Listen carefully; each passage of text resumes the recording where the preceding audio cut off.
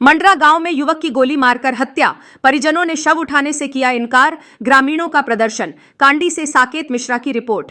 गढ़वा जिला अंतर्गत कांडी थाना क्षेत्र के मंडरा गांव से एक दिल दहला देने वाली घटना सामने आई है।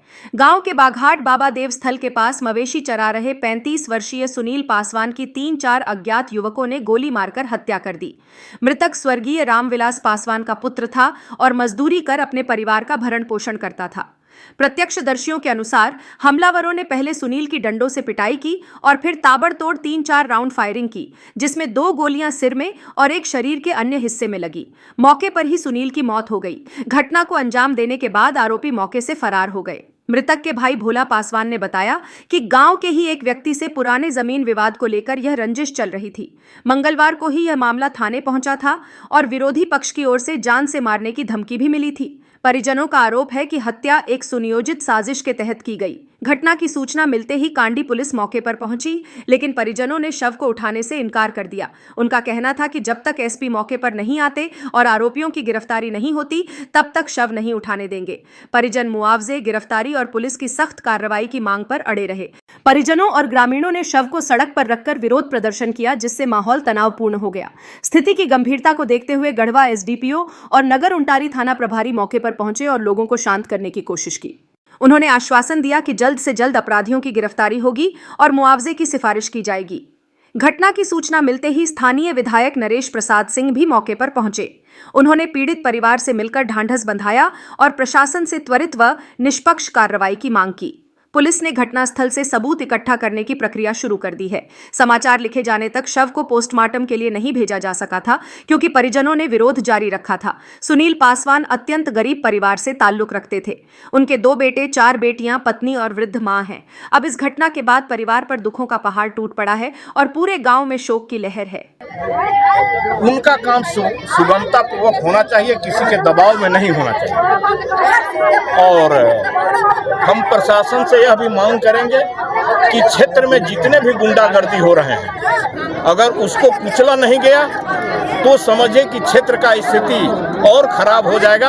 और इस तरह का काम पिछले वर्षों से भी होते आ रहा है, और अगर इस पर नकेल नहीं कसा गया तो आगे भी होता जाएगा। जहां तक मृतक परिवार के संबंध में हमें कहना है, हम प्रशासन से अनुमंडल पदाधिकारी भी आए हैं, प्रखंड के बीडीओ सह सीओ भी आए हुए हैं। अभी सीओ साहब से के कहने के बाद 20,000 रुपया का जो पारिवारिक लाभ जो मिलना चाहिए, बीडीओ साहब अभी तुरंत चेक बना दिए हैं, दे दिए।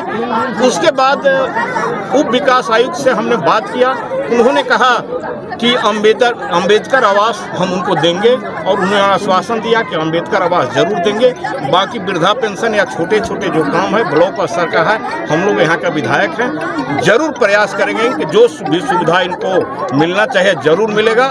और मृतक के मुआवजा के संबंध में यही कहना है कि SC/ST से ही आते हैं, और SC/ST के केस हो जाने के बाद लगभग 8-8.25 लाख रुपए इनको मिलता है। और ये तो प्रशासन का काम है, हम उम्मीद करते हैं कि प्रशासन के द्वारा इनको जरूर मिल जाएगा।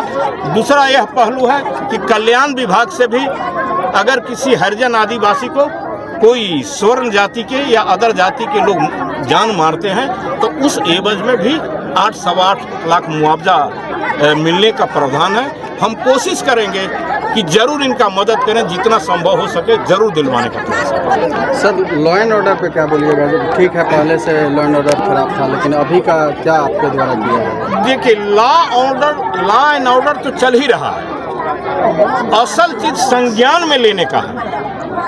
अगर हल्का चीज का आप संज्ञान नहीं लीजिएगा तो हल्का चीज भारी होते जाएगा। मेरा प्रशासन से यह कहना होगा कि जरूर इस पर संज्ञान लें, गरीबों का बात सुने कि बात आगे नहीं बढ़े। ऐसे दर्जनों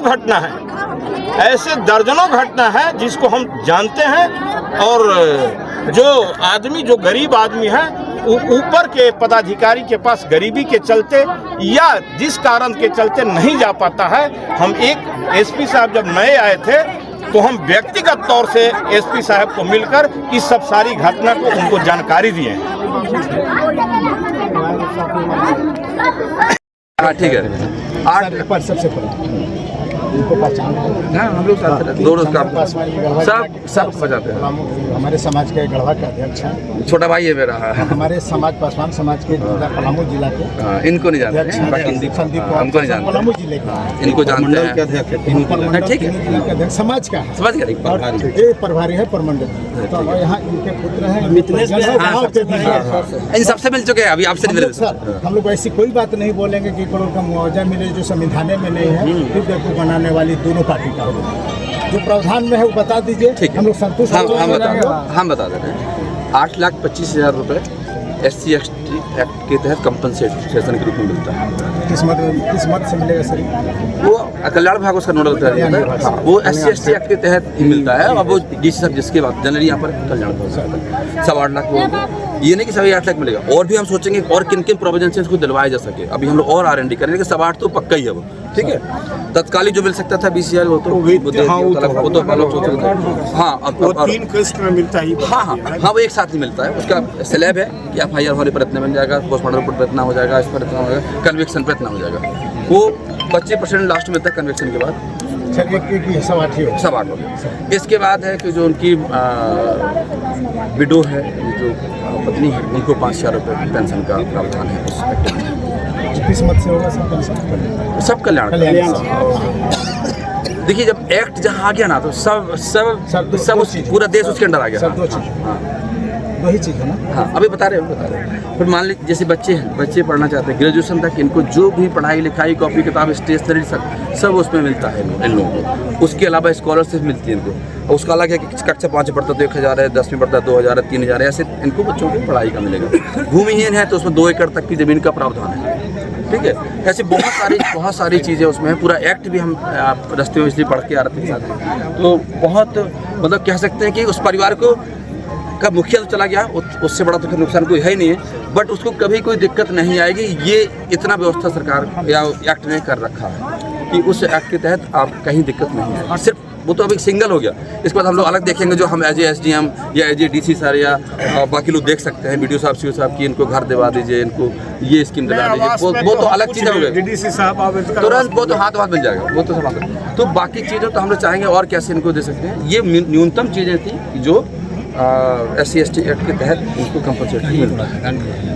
छोटा और वो रोजगार के लिए कुछ रोजगार का भी है बहुत लंबा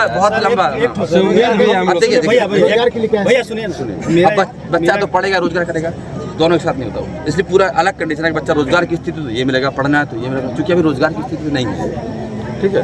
यहाँ तक कि तो नौकरी का भी प्रावधान है। इससे बड़ा लड़का है मेरा ये कहना है, बड़ा लड़का है और वही मैं कह रहा हूँ। एक्ट में जो लिखा है, एक मेरा सुनिए, हम जिला अध्यक्ष के नाते सर उन लोग मेरा कहना है कि ये खाली काम कर दिया जाए, जैसे नहीं रहता है नगर परिषद में हो, अरे साथ बड़ी मिल जा सकते तो क्यों नगर परिषद चाह रहे हैं आप? मालूम बड़ी हॉस्पिटल में आप लोग का है प्रावधान, छोटा क्यों मांग रहे हैं? छोटे चीज क्यों मांग सरकारी नौकरी का प्रावधान। मैं कह रहा हूँ जब उसमें एक्ट के जो प्रोविजंस हैं, सुनो, एक्ट के जो प्रोविजंस हैं उस प्रोविजन से ना तो हम कम कर सकते हैं ना बढ़ा सकते हैं। एकदम ये देखिए पूरे जान रहे ना आप। हम आपको भेज देते हैं पूरा व्हाट्सएप पूरा पढ़ के। लास्ट बात बोलेंगे, 2 चीज़ में आके फंस जाता है। पहले जो पदाधिकारी हुआ करते थे तो बोल देते थे तो हो जाता, इस एक्ट में भी है। हाँ। लेकिन अभी जो इस परिस्थिति है समाज का और प्रशासनिक, तो आप बोले आप निकल गए, 1 महीने के बाद सब ठंडा बस्ता में आ गया। तो कोई एक आदमी है जो नहीं मिला हो, बताइए ना। चक्कर लगाते उसकी बाउंडिंग ये लोग करते हैं, हिम्मत नहीं की वजह। प्रावधान में तो ये सर है, हम तो जान रहे हैं कि जब तक सबसे पहले मैं कहना चाहता हूँ कि भाई ये जो गरीब परिवार को मारा गया है जघन्य अपराध है। और ख़ासकर जो भी ये मर्डर करने का काम किया गया, मैं पुलिस प्रशासन से चाहूँगा कि जल्द से जल्द उसको गिरफ्तार किया जाए। ये गांव में और ख़ासकर दहशत फैलाने के उद्देश्य से किया गया जघन्य अपराध है। अब एक गरीब आदमी को जो मारा गया, यह बहुत ही निंदनीय कार्य है। और ख़ासकर पुलिस प्रशासन के लोग भी यहाँ जुटे हुए हैं, सभी लोग जुटे हुए हैं। हम लोग जल्द से जल्द न्याय दिलाने का काम करेंगे और इसमें सहयोग है। खासकर जो मृतक परिवार के लोग हैं उनको सांत्वना देने का भी हम लोग काम करेंगे। मृतक के आश्रित को कोई सरकारी प्रावधान के तहत कोई लाभ मिलेगा? जरूर। अभी एसडीओ साहब से अन्य लोगों से भी बात चल रही है हम लोग के कि जो सरकारी प्रावधान है उसके अनुसार इन लोग को जो भी लाभ है ST एक्ट के तहत मिलेगा, सब मिलने जा रहा है। 8.25 लाख तक इधर मिलेगा। अन्य जो इधर जो हम लोग का आर्थिक सहयोग होता है वो भी हम लोग करने के तैयार हैं। वर्मा डेंटल केयर, दांत और मुंह से संबंधित सभी रोगों का इलाज अब आपके शहर गढ़वा में ही उपलब्ध। गढ़वा में पहली RCT स्पेशलिस्ट एवं कॉस्मेटिक डेंटिस्ट, वो भी 15 साल की एक्सपीरियंस के साथ। डॉक्टर तान्या वर्मा का दूसरा dental care branch Verma dental care, GP plaza mall, Chiniya road, ground floor, Trend Reliance के बगल में गढ़वा। समय सुबह 10 बजे से शाम 5 बजे तक एवं शाम 5 बजे से 8 बजे तक नवादा मोड़ सब्जी मार्केट रोड के दाहिने साइड वाले वर्मा डेंटल केयर के पहला ब्रांच में। विशेष जानकारी के लिए स्क्रीन पर दिए गए नंबर पर संपर्क करें।